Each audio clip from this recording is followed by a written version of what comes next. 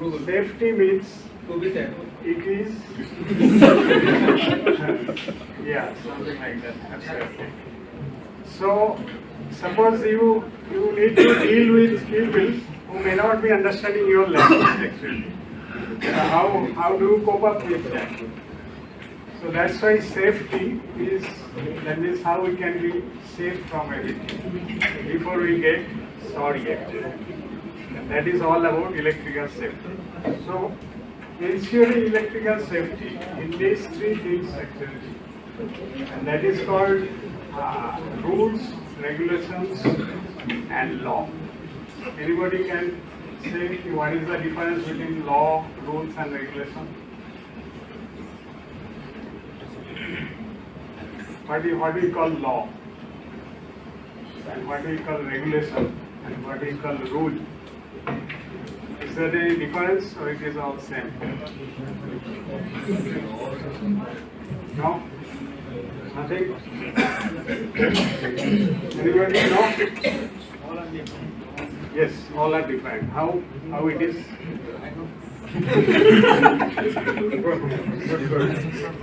Be wise. Right. Law is something which is created by either act of parliament or act of assembly. That means for any country or any state, when they form by means of the legislative representative of that country, and they call it law. That means that is a binding, and that will be applicable anywhere. Rule means at any one individual level, irrespective of where they are, they can frame a rule. Suppose if he doesn't permit someone to go out or in, so he frames a rule for this area. And regulation is particularly applicable for a utility where you have been, and that is, it is a set of frame of some bindings which everybody expects to adhere to. And that is the regulation. So in electricity utility, always you have to deal with regulation. So everywhere there are certain bindings that somebody can do this or somebody can do that, or they cannot do something. That is regulation. Now, when we say electrical safety, one thing we should be associated with, that is, it is that where the law is defined or where the regulation is defined. And we call it codal provision.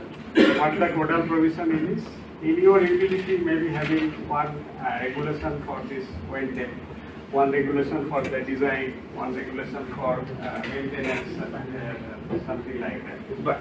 And let us see in overhead line where the country rules or regulations are and how are we standing there, right? And if we speak about safety, the very first thing surfaces in mind, in electricity utility, what is the safety governed by? And it is called EMF, electromagnetic field. Now, how EMF is governed in this safety? So that we would like to see with some case study also. That is already published in IEEE or somewhere like that. And how it is transfer or expose somebody into the danger area of safety and how it encroaches upon that is there. So what is the EMF field of a worded line? Anybody can say? Any idea? I hope you all know by end of 2 weeks and before that all so these studies and everything. How we define a electromagnetic field of an overhead line?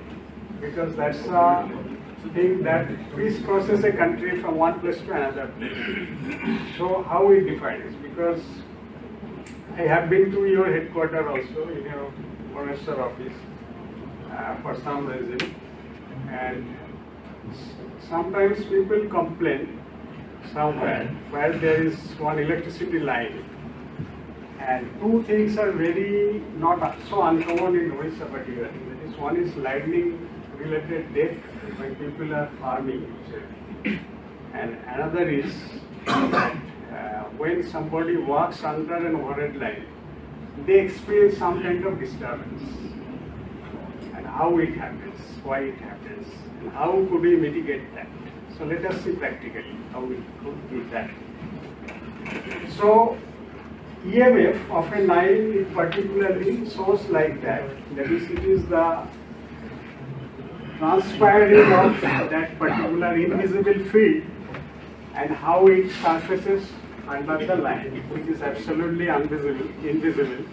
But we need to take care of that. And how do we take care of that? So here we see one this photograph of an awarded line, and in between the areas that is marked in yellow, that is actually the right of way, or we call it corridor of the line. Now, can I ask that where you experience the field could be maximum, seeing the figure?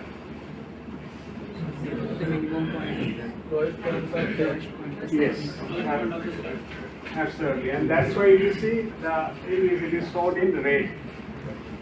Now, how we see that?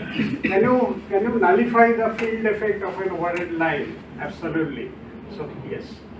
And now, when you go to the site, when you deal with your subdivision or something like that, if people complain, you have to be prepared how to convince them. Because they might say that we are working for paddy field or working for this plowing of something, and we experience that there is field. How can you do that? How can you minimize that or rule out that? They will say straight away, rule out that. How can you do that? So your job will be, in my view, to explain them what is what, whether it is possible to nullify or not. That is the first thing. And if we see, depending on the voltage, it starts from very lower level to higher level. So we experience some electric field, and on a longitudinal, sectional profile, if we see, it looks like that. And here it says on the graph, on the x-axis it shows the distance, and over top of that, on the y-axis, it is the field value per meter, kV per meter. Now, what is the tolerable value of that? How can we decide that which value is tolerable? Suppose you are in charge of a line and the contractor has finalized that line and they have asked you to give a clearance. Can you charge the line? And then how you can be sure that yes, it is ready for that? So what is governed by the by regulation? What factor governs for this this EMF? It is all we know. It is what? What is most important in electrical line? Anything? What's most important in electrical line? Yes, absolutely. It is clearance. Yes. So, and that we call it statutory clearance. And how we measure that statutory clearance? Because when you give a permission to charge the line, that line is fit for commissioning or something like that. The very obvious thing first, you need to assure everyone, yes, it is safe. And that's where electrical safety comes into picture. That means we go through the statutory code and we see some clearances that we have to maintain. So any idea of what are the awarded line clearance? I hope you know, everybody know this. What are awarded line clearances? What is most important clearances of awarded line? Ground clearance. And it is caused by what? Ground clearance is caused by what? This electrical conductor. Now, what is the relation between electrical conductor and the corresponding sag? What is that? Very simple. I think you know everyone. That it is directly or indirectly proportional to some factors like span and the this tension in the conductor system. Now come on practically. Suppose if we see one line, if we go back to the previous slide, so it depicts some tension and that corresponds to some kind of sag. Now what are the factors it depends with for this sag and clearance? And how we could measure that one, these factors are directly or indirectly proportional to that. So the very first thing we need to be mindful that it is always that your utility line is always standing on the ground and it is exposed to everything. And you are getting what, end of the day, when the power is flowing from place A to B, So what are you getting, what are you expecting? That you intend to show that there is some called reliability. Now may I ask what is the power system reliability? Anybody?